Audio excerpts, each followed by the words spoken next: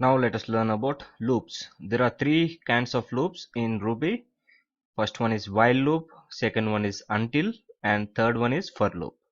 We will be seeing one by one. So there may be a situation where you need to execute a group of code number of times based on the conditions. For this we will be using loop. So in this video we will be learning about while loop.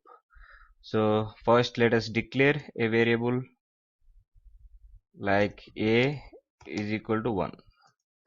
Now the syntax is, first you should have to write while and the condition a less than, let us say, 100,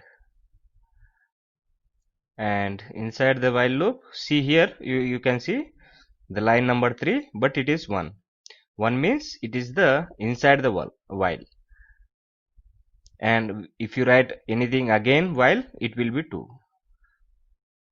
So next we want to print the value of a, comma, and the new line.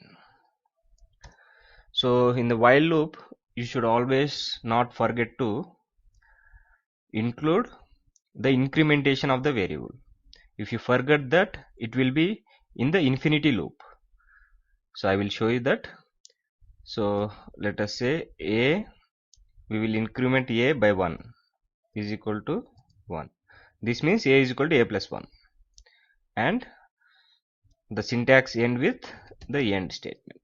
Now if press 1, see here it is printing all the values up to 99. This means, see, this condition is true. Because this is true, first this one is printing. So until it is false, the control will be inside the while. So because this is true, first 1 is printed and a is incremented to 2. Next 2 is also less than 100.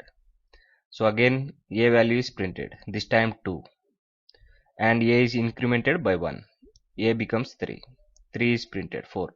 So until a becomes 100. Suppose, so why it is printing up to 99? So here suppose 99 is printed and it comes an increment to 100, and if you check the condition 100 is less than 100, it is false, then it will come out of the loop. If you want to print the 100 value also, you can use, let me write that also. See here you are getting only up to 99. Suppose we want a is equal to 1, press the arrow keys for the previous ones, a less than equal to 1, that's all. Let us print the values and increment the values and give the end. Now see, the 100 is also printed because is equal to 100 is also true, so it is iterating the value of 100 also. So don't forget to increment the value inside the while. If you don't increment, what happens, I will show you. Let us say a is equal to 1 while a less than 100, print the value of a, comma, new line.